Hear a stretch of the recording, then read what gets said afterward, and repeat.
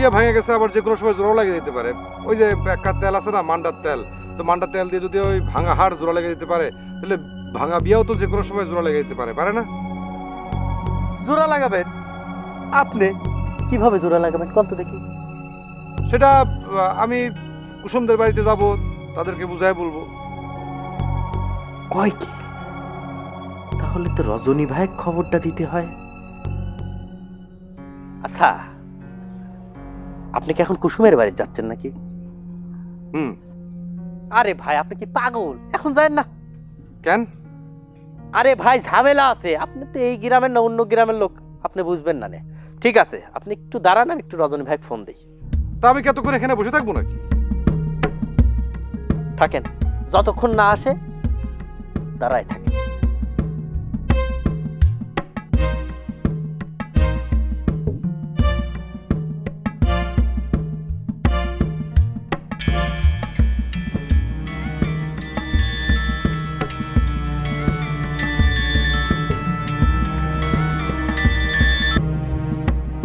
Hello, হ্যাঁ রতন ভাই, হ্যাঁ ওই যে কুসুম আপার সাথে যার বিয়ে খাওয়ার কথা ছিল, ওই যে হালকা, ও হ্যাঁ, সোলেমান ভাই তো আইছে।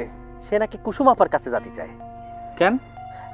না মানে হচ্ছে সে নাকি তার মত বদলাতে যাচ্ছে, আবার নাকি বিয়েতে সে রাজি। ভাই আপনি দেরি না করে ঠাস করে এখানে একটু চলে আসেন, একটু কথা বলে যান। আমি তো বুঝ দিতে পারতেছি না, আসেন। অবশ্যই আসতেছি। আচ্ছা, কই আসবো কত? ও আমি কই আছি ভাই, কই জানি। ও আপনি তো চিনবেন না, ওই যে ভাই ওই খালের পাড়ে যে রাস্তাটা আছে ওইখানে। আর ঠিক আছে ভাই, আপনি আসেন, বুঝাই বলতেছি।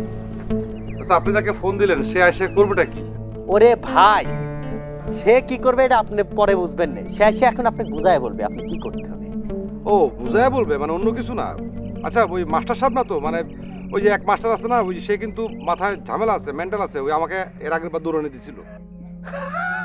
ভাই আপনি না, সে হচ্ছে আমার মাই ডিয়ার কুল্লুক রজনীকান্ত। রজনী ওই কান্তের মতোই আর কি, খুবই ভালো মানুষ। আপনি এখানে দাঁড়ায় থাকেন, সব বিষয়টা বুঝে যাবেন না। আচ্ছা, তাহলে আমি এখানে অপেক্ষা করবো? এখানেই দাঁড়ায় থাকেন। আচ্ছা, একটা চেয়ার এনে দিবেন, আমার দাঁড়া থাকতে সমস্যা হয়, একটু বসি। আপাতত সংকট আছে, এখানেই দাঁড়ায় থাকেন। না, দাঁড়ায় থাকলে আমার পায়ে ব্যথা করে, আমার সমস্যা হয়, একটা চেয়ার এনে দেন না।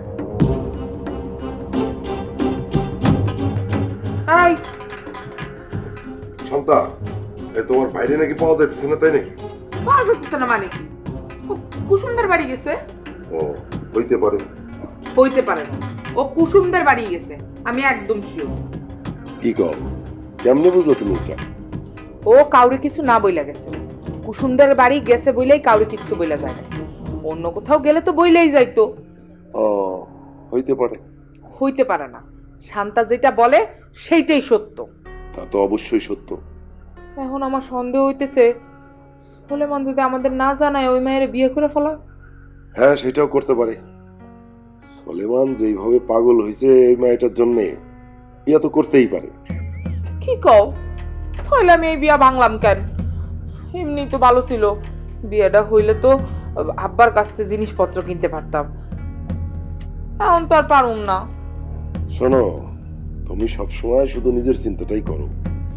আপাতত নিজের চিন্তাটা বাদ দিয়া তুমি একটু তোমার ভাইয়ের জন্য চিন্তা করো।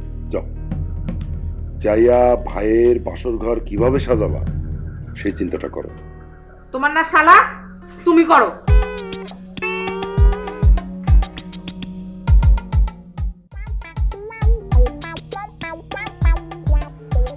কি হয়েছে নাকি ভাই, এরা মুসরা মুসরি করতেছেন কিসের জন্য? আর আপনারা তখন বললাম না একটা চেয়ার এনে দিতে, আমি অনেকক্ষণ দাঁড়া থাকতে পারি না, আমার পায়ে ব্যথা করে।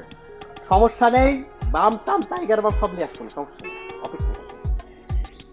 আরে সোলেমান ভাই, বড় ভাই। আরে কি আসো, আরে কি আসো, আপনি এভাবে কোলাকুলি করতেছেন কেন?